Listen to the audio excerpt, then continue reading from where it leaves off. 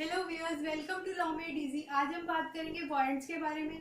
दोस्तों, समन्स के ऊपर मैंने कल वीडियो बनाई थी, वो बाय चांस अपडेट नहीं हो पाई है, तो आज हम समन से डील ना करते हुए आज हम वारंट से डील करेंगे और समन से हम कल डील करेंगे दोबारा। राइट, तो स्टार्ट करते हैं वारंट से।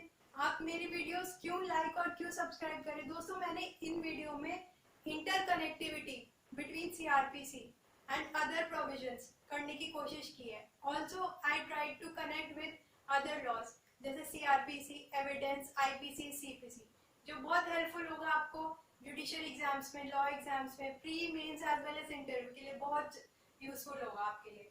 तो लाइक एंड सब्सक्राइब इसलिए कर लीजिए अगर आपको वर्थ लगता है। तो स्टार्ट करते हैं video with warrants. Warrant of arrest पढ़ेंगे पहले आज हम, जो 70 से लेकर 81 तक दे रखा है चैप्टर 6 में, पार्ट बी में। पार्ट ए हम कल करेंगे। तो इसका मतलब जैसे कि आप सब जानते हैं कि 2x में दे रखा है, तब भी इसका मतलब समझने की कोशिश करते हैं। Process to compel appearance of a person, मतलब कोई भी एक ऐसा प्रोसेस जब किसी पर्सन को बुलाया जाता है, राइट, तो उसका मतलब होता है वारंट। और ये 2x में दे रखा है, जहाँ पे फॉर्म नंबर, इसका फॉर्म नंबर आप बहुत याद रखिए, इसका फॉर्म नंबर है 2 और जो कि शेड्यूल 2 में दे रखा है। अब शेड्यूल 2 क्या है? शेड्यूल 2 पीछे दे रखा है, बैक साइड ऑफ सीआरपीसी बैराक निकालिए, वहां पे शेड्यूल 2 दे रखा है जिसमें वारंट से डील करता है। राइट, तो ये प्रीलिम्स में अक्सर पूछा जाता है कि फॉर्म 2 और शेड्यूल 2 कहाँ पर है, मतलब किससे डील करता है, तो वारंट से डील करता है, तो याद रखिएगा इसे। देन सेक्शन 70 आज हमें स्टार्ट करना है, तो सेक्शन 70 का हमें एसेंशियल पता होना चाहिए, इंग्रेडिएंट्स पता होना चाहिए। अगर हम किसी भी सेक्शन को इंग्रेडिएंट्स के फॉर्म में लिखेंगे, हमें वर्ड टू वर्ड याद नहीं करना होता, हम उसे तोड़ तोड़ कर कीवर्ड्स लिखें तो वो हमारे लिए बहुत यूजफुल होता है। तो सबसे पहला एसेंशियल है कि वो राइटिंग में होना चाहिए, लिखित रूप में होना चाहिए। देन साइंड होना चाहिए, signed by the presiding officer होना चाहिए।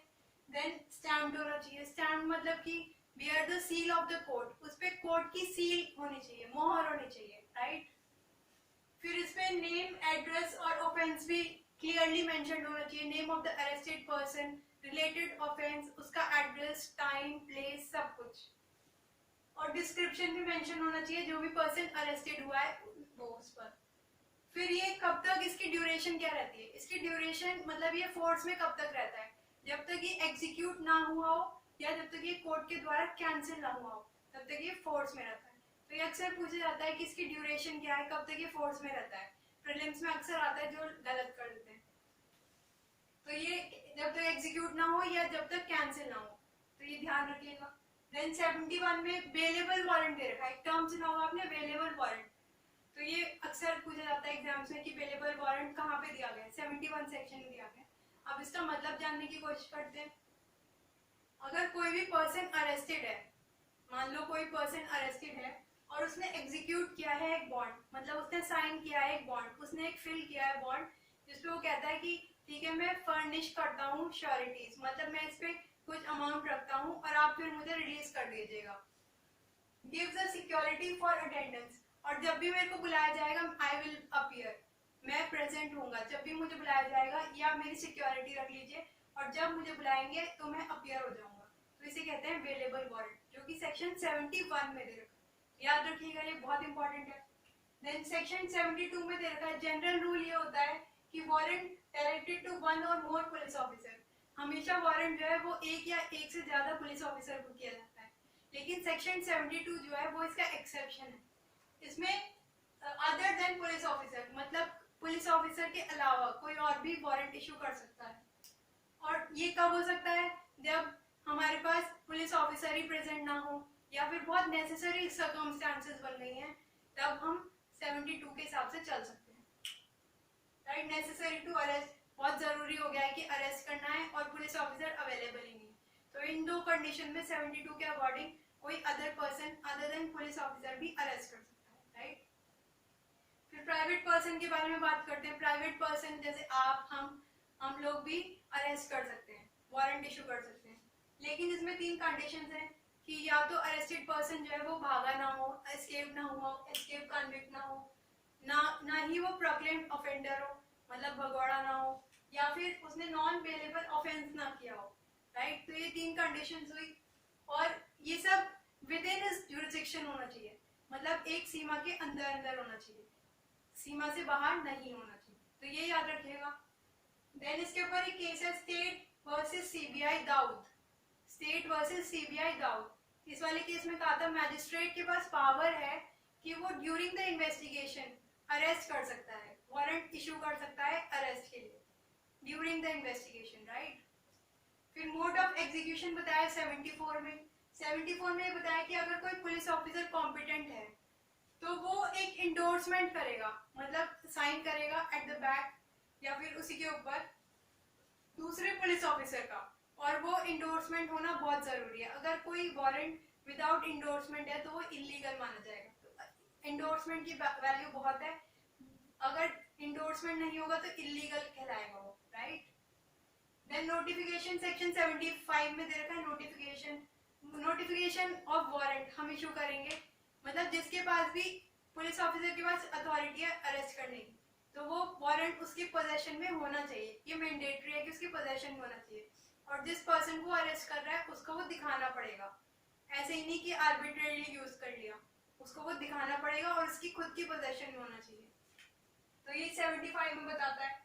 और इस पर एक केस है आनंद लाल भूरा वर्सेस एम्परर। इसमें ये कहा था कि अगर पुलिस ऑफिसर की पोजेशन में है वारंट और जब उससे मांगा गया तो उसे प्रेजेंट करना है, अरेस्टेड पर्सन ने बोला कि आप मुझे दिखाइए, तो हमने शो किया, तो यही बोला गया था इस वाले केस में, तो इसे याद रखिएगा। देन सेक्शन 76 में वारंट जो है विदाउट डिले होना चाहिए, मतलब अननेसेसरी डिले नहीं होना चाहिए। अब अननेसेसरी डिले मतलब 24 आवर्स के अंदर अंदर हमें जल्दी से जल्दी सारा काम करना चाहिए और जल्दी से जल्दी हम इशू करेंगे। 57 इसमें सेक्शन कोरिलेट हो जाता है जो हमने पहले किया था कि विदिन 24 आवर्स होना चाहिए। अब एक सेक्शन हम कोरिलेट करते हैं 56, वहां पर विद वारंट अरेस्ट कर सकते हैं, लेकिन यहाँ पर विदाउट वारंट अरेस्ट किया जा रहा है, तो ये याद रखिएगा। देन सेक्शन 77 में एग्जीक्यूशन बताया गया है। एग्जीक्यूशन कोई भी प्लेस पे हो सकता है जो इंडिया में हो, ये याद रखिएगा कि इंडिया में हो। इंडिया की डेफिनेशन बताइएगा कि इंडिया की डेफिनेशन कौन कौन से एक्ट में और कहाँ कहाँ पर, ये बहुत इंपॉर्टेंट है, याद रखिएगा। फिर इस पे भी एक केस है कि ये एनी प्लेस इन इंडिया हो सकता है, तो इस पर कौन सा केस है? State of West Bengal versus Jugal Kishore. State of West Bengal versus Jugal Kishore में बताया था कि you can issue a warrant of arrest in any place in India, entire India, right. अब सेक्शन 78 और 79 बहुत इंपॉर्टेंट है, कुछ एक डिफरेंट कॉन्सेप्ट के बारे में बात करते हैं। ये बात करते हैं ट्रांजिट रिमांड। एक वर्ड पढ़ा होगा ट्रांजिट रिमांड, जी हाँ ट्रांजिट रिमांड। ट्रांजिट रिमांड क्या होता है? ट्रांजिट रिमांड मतलब होता है जब एक police officer without the permission of another police officer उसकी टेरिटरी में एंटर करता है, तो उसे ट्रांजिट रिमांड कहते हैं, राइट। तो ये याद रखिएगा कि कहाँ पे दे रखा है, अक्सर प्रीलिम्स में पूछा जाता है कि कहाँ पे दे रखा है ट्रांजिट रिमांड। तो इसके लिए दो सेक्शंस हैं, सेक्शन 78 और सेक्शन 79। अब ये दो सेक्शन हम डील करते हैं कैसे कैसे ये डिफरेंट है। अब सेक्शन 78 में प्रोसीजर दे रखा है आउटसाइड लोकल ज्यूरिसडिक्शन। अगर कोई भी वारंट इशू होता है आउटसाइड लोकल ज्यूरिसडिक्शन तो वो सेक्शन 78 में आएगा ऑफ द कोर्ट। और ये भी दो तरीके से होता है। अब इसमें मोड बताया गया है कि कैसे कैसे अगर कोई भी वारंट जो है वो आउटसाइड ज्यूरिसडिक्शन हमें करना है, लोकल ज्यूरिसडिक्शन याद रखिएगा, लोकल ज्यूरिसडिक्शन है, बस ये याद रखिएगा। और लोकल ज्यूरिसडिक्शन आप बताइएगा कि कहाँ पे दे रखा है। तो ये दो मोड से करा जा सकता है, या तो पोस्ट से करा जा सकता है या फिर इंडोर्समेंट से किया जा सकता है। इंडोर्समेंट वारंट में बहुत इंपॉर्टेंट हो जाता है, अगर इंडोर्समेंट नहीं है तो वारंट जो है वो इलीगल माना जाता है, राइट। फिर सेक्शन 78 पर सेक्शन 79 उसी का जुड़वा भाई, उसमें ये बोलते हैं कि प्रोसीजर आउटसाइड लोकल ज्यूरिसडिक्शन, मतलब दोनों में बात यही है, बस उसमें दो मोड्स दे रखे हैं कि एक तो पोस्ट से होगा और एक इंडोर्समेंट से होगा। तबकि यहाँ पर दे रखा है कि अकॉर्डिंग टू सेक्शंस, जो भी प्रोविजन में लिखा हुआ है खाली हम उसी के अकॉर्डिंग गवर्न होंगे, राइट। ट्रांजिट रिमांड का बता दिया। फिर सेक्शन 80 में अभी तो हम लोकल ज्यूरिसडिक्शन की बाहर बात कर रहे थे, अब आउटसाइड द डिस्ट्रिक्ट बात कर रहे हैं जो सेक्शन 80 में दे रखा है। इसमें प्रोसीजर बता रखा है कि जो 30 किलोमीटर्स, एक टर्म है 30 kilometres from the place of arrest, मतलब प्लेस ऑफ अरेस्ट से 30 किलोमीटर्स के अंदर अंदर आप वारंट इशू कर सकते हैं। या फिर एक कंडीशन दे रखी है nearest DM magistrate commissioner of police या डीएसपी, दो ऑप्शन दे रखे हैं हमें, या तो nearest DSP, commissioner of police या मैजिस्ट्रेट, या फिर 30 किलोमीटर्स के अंदर अंदर।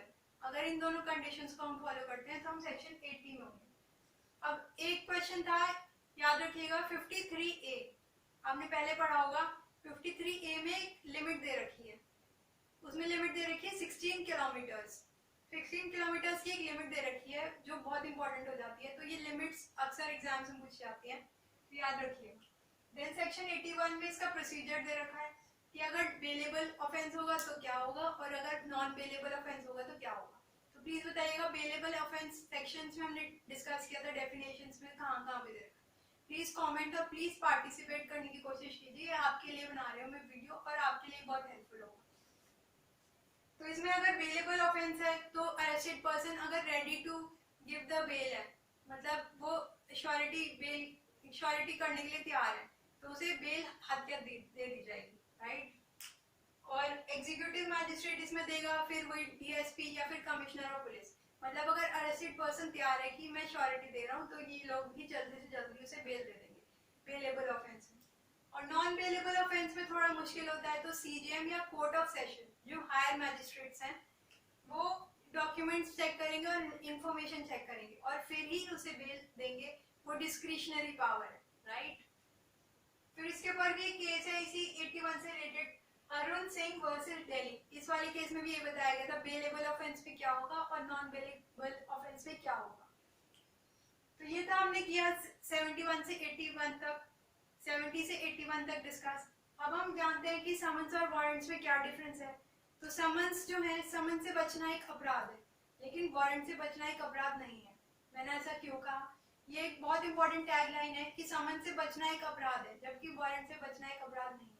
क्योंकि समन जो है वो एक पर्टिकुलर पर्सन को इशू होता है, जबकि वारंट जो है एक अथॉरिटी इशू करती है, जैसे पुलिस ऑफिसर या कोई और किसी और को, ना कि डायरेक्ट। मतलब एक तरीके से समन जो हुआ वो डायरेक्ट हुआ और वारंट जो हुआ वो इनडायरेक्ट हुआ, वो कोई अथॉरिटी इशू करेगी, राइट। देन 2W में दे रखा है समन्स और 2X में दे रखा है वारंट। ये पर्सन को इशू होता है या अथॉरिटी इशू करती है, पुलिस वगैरह। ये समन्स जो है वो जनरल रूल ये है कि हम समन्स ही इशू करेंगे, लेकिन हम वारंट इशू करते हैं जब वो मान ही नहीं रहा, पर्सन जो है वो मान ही नहीं रहा, डेलिबरेटली अवॉइड कर रहा है, तो हम वारंट इशू करेंगे। देन ये लेस सीरियस ऑफेंसेस में होता है, 2 साल से कम की सजा वाले में होता है, जो हमने 2W में पढ़ा। और इसमें है कि ये मोर सीरियस होता है, 2 साल से ऊपर वाले इसमें आएंगे, डेथ या फिर इम्प्रिजनमेंट फॉर लाइफ। देन एक समन्स, अगर समन केस है तो हम खाली समन ही इशू कर सकते हैं। ये 204 में दे रखा है कि समन केस में हम समन ही इशू कर सकते हैं, जबकि वारंट केस में ऐसा कुछ नहीं है।